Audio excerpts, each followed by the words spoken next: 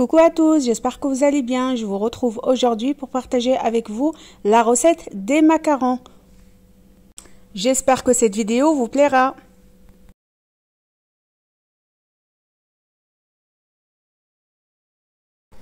Comme toujours, je prépare les ingrédients sur le plan de travail pour pouvoir commencer la recette tranquillement. Là, vous voyez beaucoup d'ingrédients, une grosse quantité, tout simplement parce que je vais faire plusieurs macarons. C'est une bonne quantité de macarons que je vais faire. C'est pour ça, mais je vous mettrai les ingrédients de quoi faire une bonne vingtaine de macarons, c'est tout. Nous allons avoir besoin de colorant alimentaire en gel, de blanc d'œuf, de poudre d'amande de couleur blanche, pas avec la peau, et du sucre glace. Et c'est parti pour la recette. Je vais la réaliser dans le Thermomix, mais vous pouvez faire avec un simple mixeur. Car le Thermomix, je vais l'utiliser tout simplement pour mixer le temps pour temps, c'est-à-dire la poudre d'amande et le sucre glace.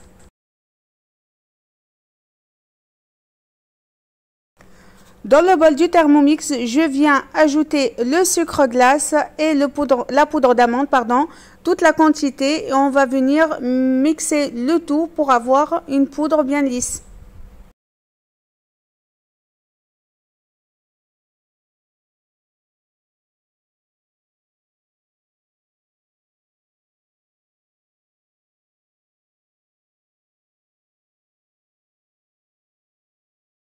Et voilà, j'ai obtenu un mélange temps pour temps, juste bien lisse, juste parfait pour faire les macarons.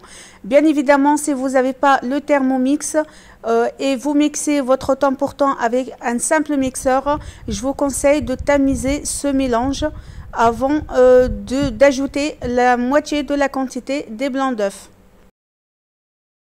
Donc, je vais garder mon temps pour temps dans le bol du Thermomix et je vais venir ajouter la moitié de la quantité de mon blanc d'œuf. Donc, je les ai divisés en deux, la quantité des blancs d'œufs. Bien évidemment, je vous mettrai tout en barre d'informations. N'hésitez pas d'y aller jeter un coup d'œil. Je vous mettrai tous les ingrédients précisément. Et je vais juste mélanger la moitié de la quantité des blancs d'œufs avec tout mon temps pour temps. C'est-à-dire poudre d'amande et sucre glace qu'on a mixé. Et l'autre moitié de mes blancs d'œufs, je vais venir les monter en meringue.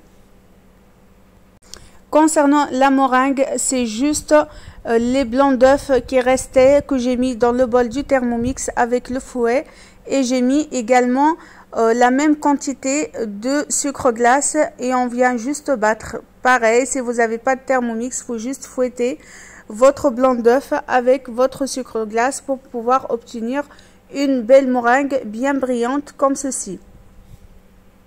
Une fois ma meringue est prête, je vais venir l'ajouter à ma poudre d'amande et sucre glace.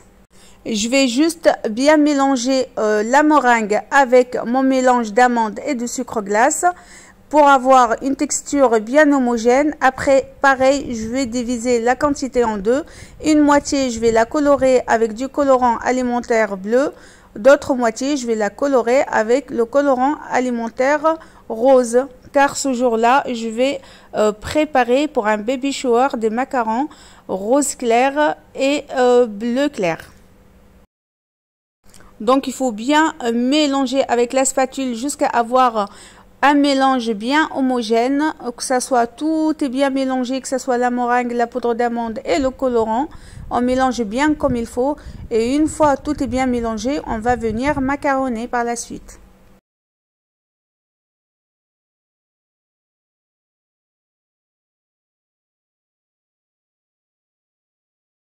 Et maintenant, comme mon mélange est bien homogène, regardez comment la pâte est devenue bien lisse et bien malléable. Donc, on va bien racler la spatule. On va commencer le macaronnage. Il suffit de prendre avec la spatule et bien racler comme ceci, faire ce mouvement afin de bien macaronner. C'est ça en fait le macaronnage.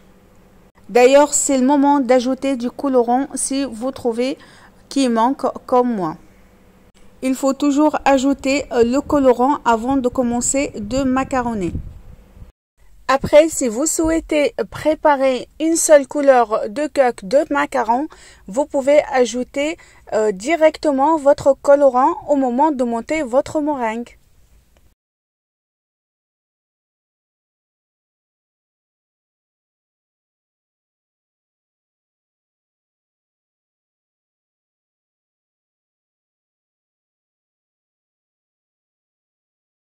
Concernant le macaronnage, il faut juste commencer par étaler la pâte tout autour dans les parois du bol et par la suite la rassembler au milieu et recommencer l'opération ainsi de suite jusqu'à avoir un bon ruban.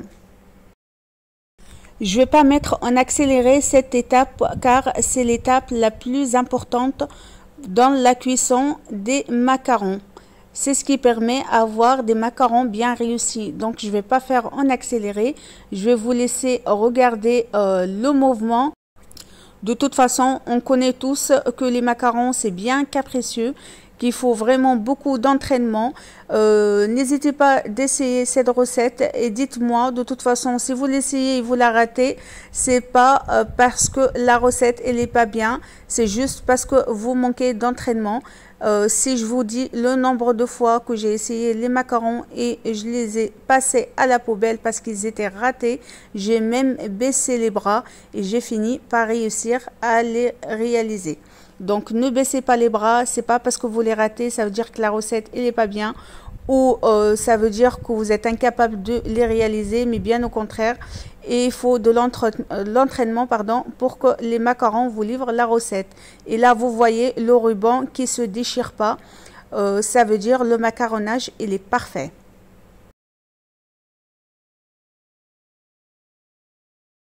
Après avoir fini le macaronnage, je viens juste mettre ce mélange de macarons dans ma poche à douille avec une douille spéciale macaron. Donc elle est comme ceci, juste ronde et elle fait 18 mm pour ma part. Je mets juste dans la poche à douille, je serre bien vers le fond et il me reste qu'à dresser mes macarons.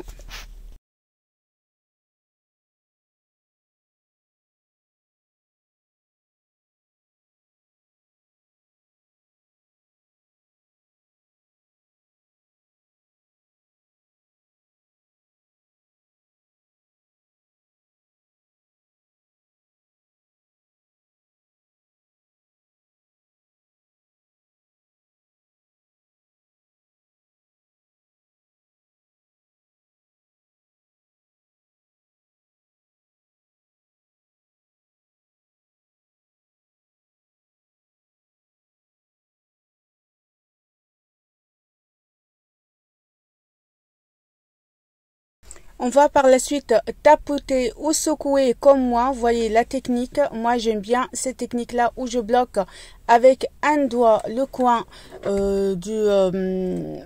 du papier sulfurisé et avec l'autre coin, je vais venir secouer comme ceci pour pouvoir bien étaler mes macarons. Et comme ça, cette méthode aussi me permet de chasser les bulles d'air. Et le peu qui reste de bulles d'air, je vais venir les enlever à l'aide d'un cure-dent.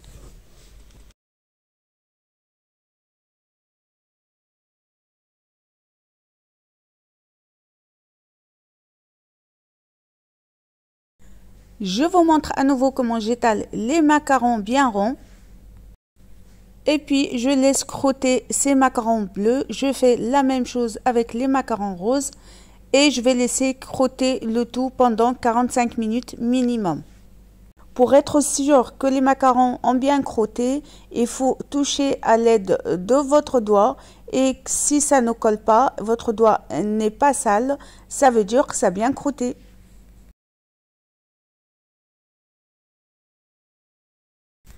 Et voilà, mes macarons ont bien crotté. Je vais toucher, vous voyez, mon doigt est pas sale du tout. Il est bien propre.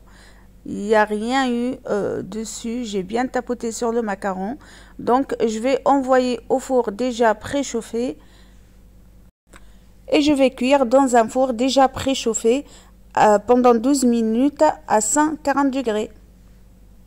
Comme je vous ai dit, je vous mettrai tout en barre d'informations. J'espère que cette vidéo vous a plu. N'hésitez pas à la liker, la partager et surtout dites-moi en commentaire ce que vous en avez pensé. Je vous dis à très vite pour d'autres recettes. Si vous avez des questions, n'hésitez pas à me les poster. Je vous répondrai avec plaisir.